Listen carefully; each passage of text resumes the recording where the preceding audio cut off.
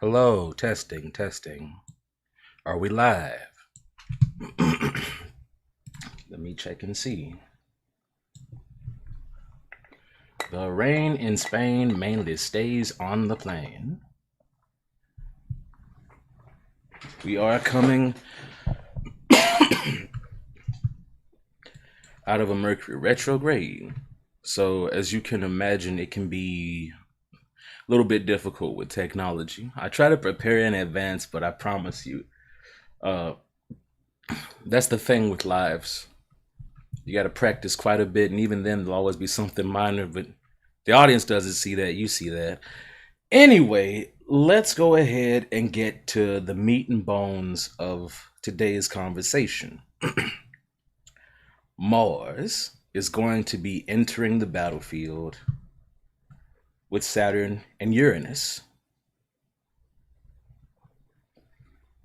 Let me pull that up real quick. Where are you? There you go. Okay. Let's see if I can make this chart bigger for people watching at home. I tend to keep my zoom a little far out. As you can see, Uranus is at 13 Taurus right now.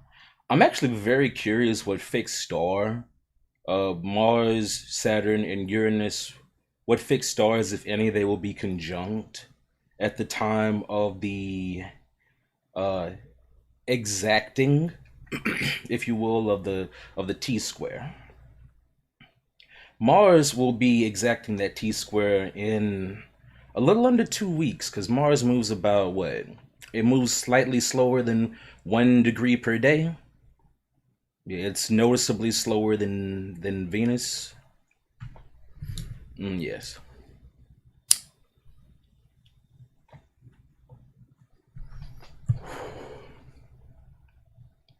Excuse me.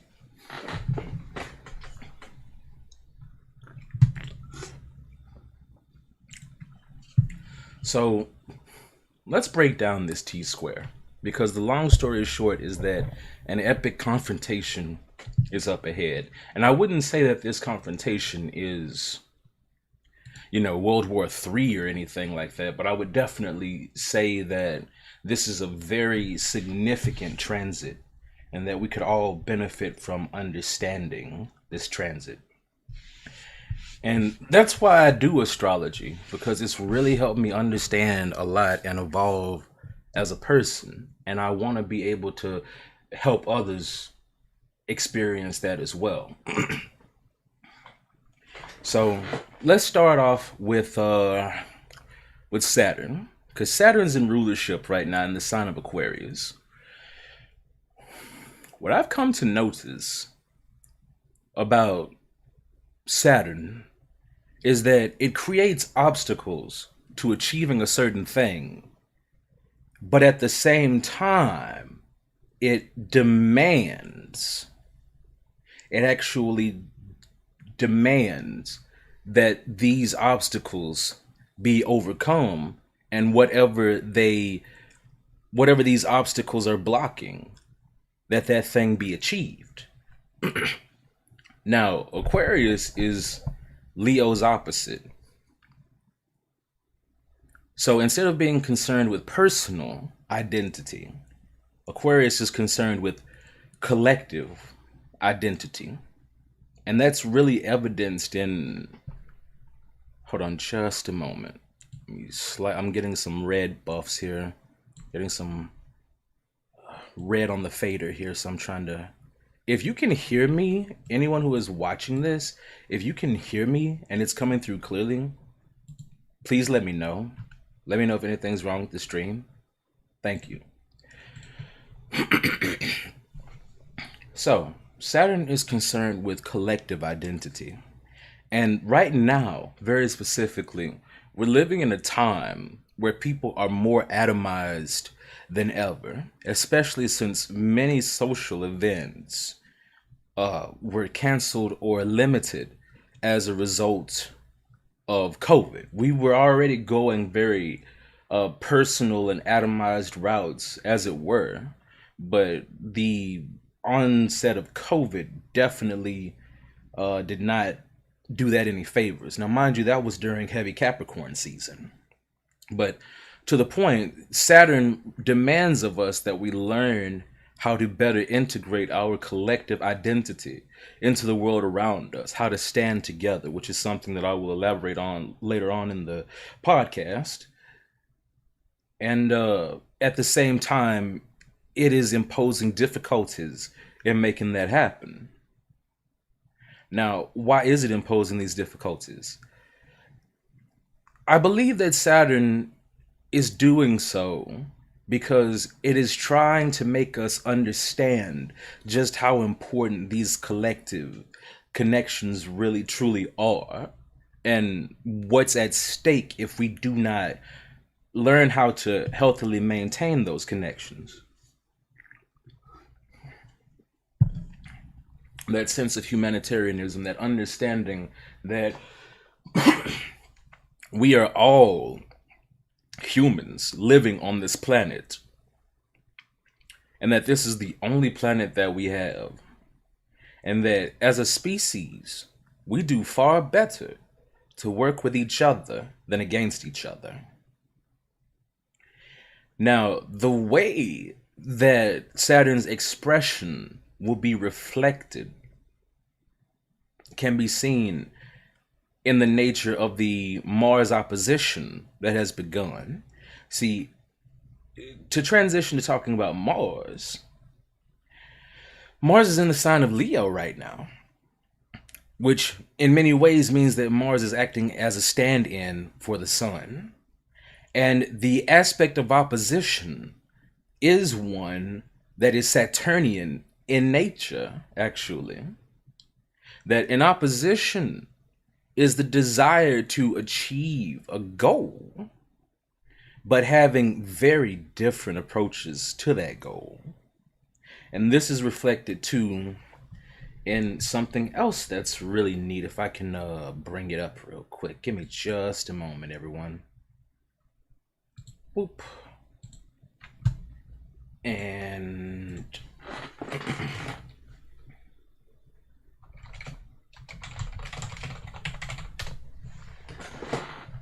yeah, let's have a look at it. So I'll just pick one at random.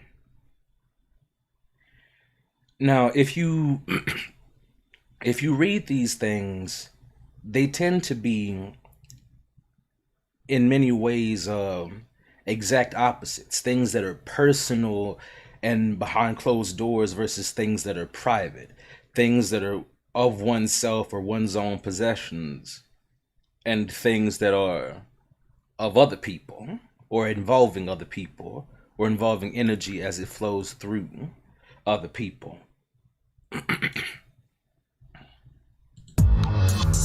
Oh, dearest me, excuse me. I started playing the oh goodness, you gotta really know how to laugh and relax sometimes, don't you? Uh yeah. Ultimately, the opposition is of the nature of Saturn, meaning that it creates a very strong desire to achieve a goal, but difficulties in doing so. Mars in Leo is like the other side of Mars in Cancer. It's like the masculine side of Mars in Cancer, which is kind of in many ways what saves Mars in Leo from being fallen in the planet of Mars. That's redundant as I'll get out. That's what saves Leo from being fallen in the planet of Mars, because it's got that fire to it. And Cancer is a very emotionally it's an energy that revolves around emotions, and it is very intuitive, and it is particularly introverted. Leo isn't. introverted. Leo is a go-getter just like Mars is, but Leo moves a little bit more slowly than Aries does, which is why Leo, instead of being ruler of Mars, is more peregrine there, because it's like, it's a fire sign, but it's more of a solar energy than anything else. The ultimate point is that Mars in Leo is going to inspire very many people to take a more personal and self-interested approach to whatever arena that Mars is in their own chart. See, everyone's going to have Mars in a house that corresponds to their natal chart. Right now, for me, Mars is actually transiting my 10th house, because my 10th house starts at about 15 Cancer. It's actually, I have Midhaven conjunct fixed star Sirius, which I really like. Yeah, it starts in 15 Cancer and ends somewhere over there in Leo. So for quite some time now, Mars has been transiting my 10th house, and that's been evidenced in my new, more revolutionary approaches to my career and the ever further development of those things, where what Mars actually ends up meaning for you may be something different. But let's talk about the T-square now, since we've talked about the opposition.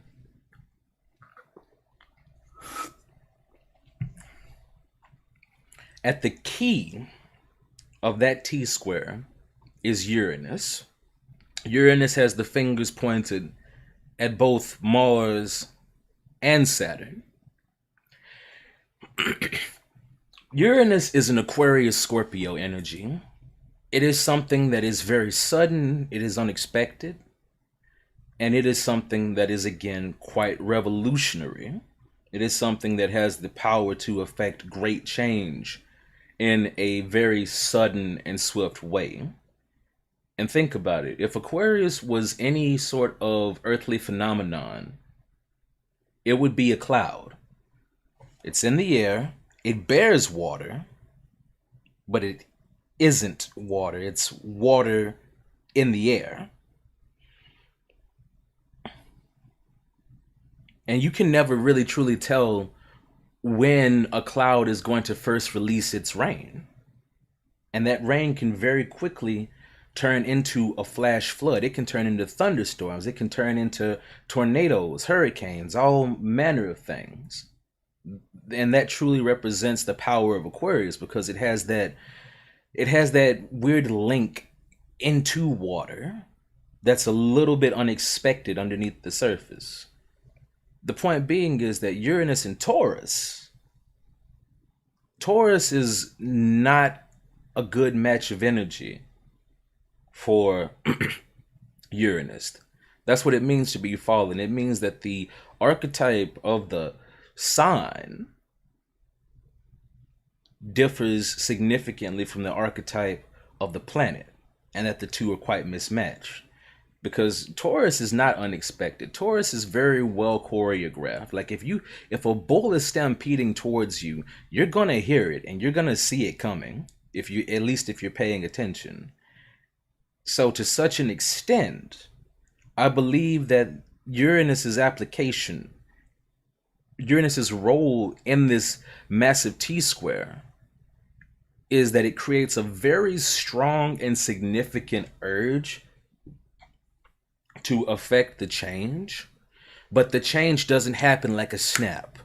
This is a change that is going to be gradually felt over, I'll say, well through 2025. We're in the second half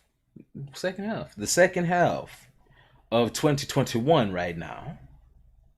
And Uranus's effects are going to be felt well through 2025 and beyond. It's like a constant earthquake beneath our feet, because Taurus regards our personal finances, and Aquarius regards that collective nature and that humanitarianism. And when things are in a square aspect, it accelerates and intensifies the relationship between the two energies between the two planets at play in that moment. The square of Aquarius to Taurus to me is it's like a, do I do this or do I do that? Do I help others or do I help myself? And that really is reflected in how everyone is sort of in a pickle right now. You know what I mean? Like there's a lot of people out there right now, more so than ever before. Like we can look at the statistics if needs be. More so than in a very long time, since very long time ago, are just in need right now. And at the same time, people have grown quite tired of working for, and I don't mean to make this political. I'm just saying what I've heard. I'm not going to take a political stance in this astrological podcast. I'm just talking about what I see.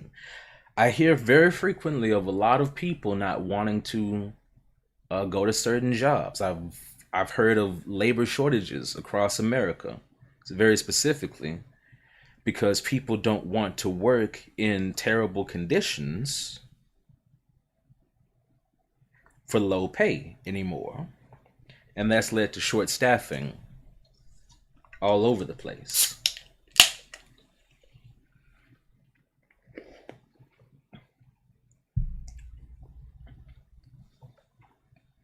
That's where the Leo factor comes in. There are two ways that the light of the sun may reflect off of Venus. There is the Libra route, which is sextile, and there's the Taurus route, which is square.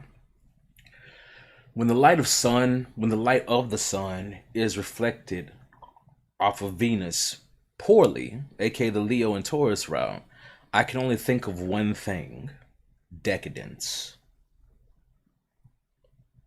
I think of it sort of reminds me of a dragon hoarding its coins. And as a result, I also believe that it is very likely that there will be an increase in scams during this T square. Now, mind you, I'm not saying that scams did not exist already, but I definitely believe that there will be people out there who, via their acts of aggression, aka Mars, in a self-interested way, aka Leo, will have no qualms in pursuing a get-rich-quick scheme, which, to tie a bow on everything, that would be the Mars square Uranus aspect. The Saturn square Uranus aspect is how so many people are in need right now, but at the same time, there are so many labor shortages. Now, I will say that I do believe that this has been a long time coming. And I believe that astrology evidences that. However, the question is, what do we do about it? I'm going to talk about that after a quick break.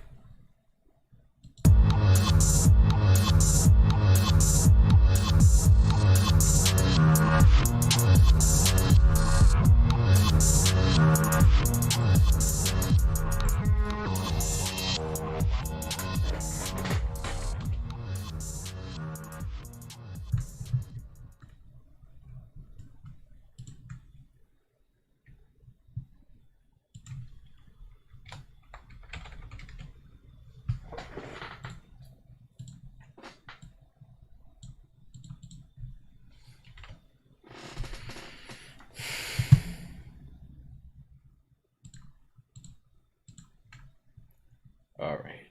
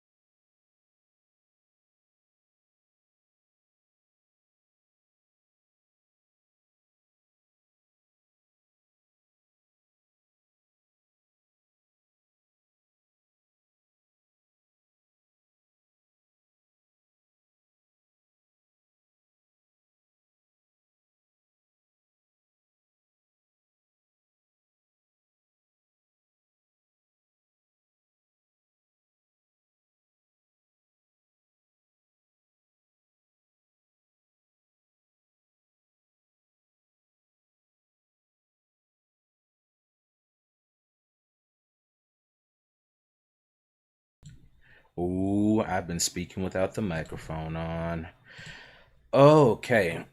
I know it was just for a minute. I was saying that, so to recap very quickly, Mars in Leo is injecting a personal desire to do things that are more self aggrandizing or self empowering than usual. And this isn't a bad thing necessarily, it just depends upon how you choose to work with the energy. And for those of you with good aspects to the sign of Leo, you may find very soon that taking on a creative project or something that puts you in the limelight for very good reasons might be a beneficial thing to do. And for those of you who do not want the limelight necessarily, the best course of action at this point is to evaluate what more do you need to do for yourself right now, or where you can create a sense of personal improvement or beautification in your life. See, we're working with all elements except Scorpio here in this context, even though technically today the moon is standing in as the fourth member of the Grand Cross between all these planets, with Mars and Saturn and Uranus being at Leo, Aquarius, and Taurus, respectively. Excuse me. Mars is doing that. Saturn is demanding that we be less atomized and more collective and more humanitarian, even though there are obstacles to making that happen, which are coming right now by way of Uranus, who is creating a strong financial earthquake beneath the surface. And given the nature of Uranus and Taurus being fallen against Saturn's rulership, this is going to be a very long and slow complaint by Uranus. However, Uranus is going to be in Taurus long after Saturn exits rulership in the sign of Aquarius. Saturn will be going into Pisces, and Uranus should still be in Taurus because Uranus takes 7 years per sign, and Saturn takes approximately 2.5 years per sign. What to do? You have to have the financial acumen that Uranus and Taurus demands, that sense of stability, that sense of grounding. You have to have the desire, the understanding that we are people, not person.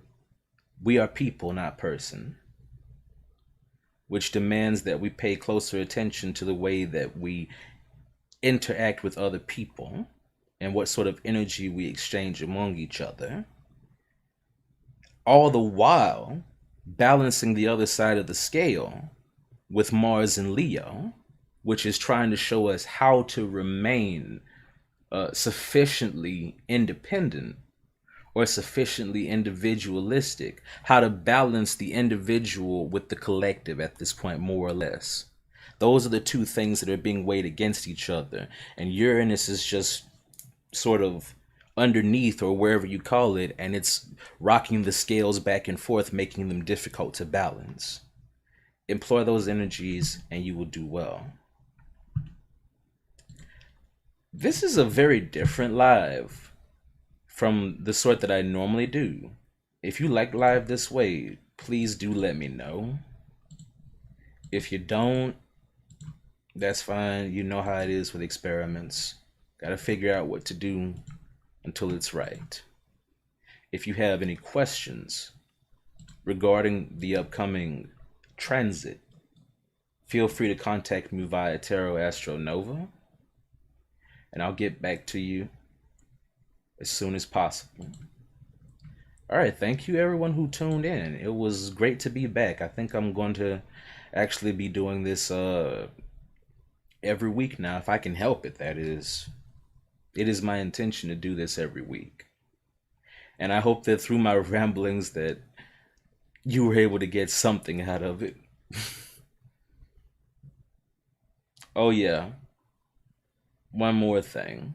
Technically, right now, Jupiter, Moon, and Sun are they're technically grand trine, but be careful with the Moon in Scorpio right now because you might feel more emotionally intense, but you may also have difficulty letting it out. And be careful with that 29th degree uh, Sun in Gemini. And Mercury and not Mercury, Jupiter is stationing right now, getting ready to go retrograde. So energy's about to get weird soon. More on that next week.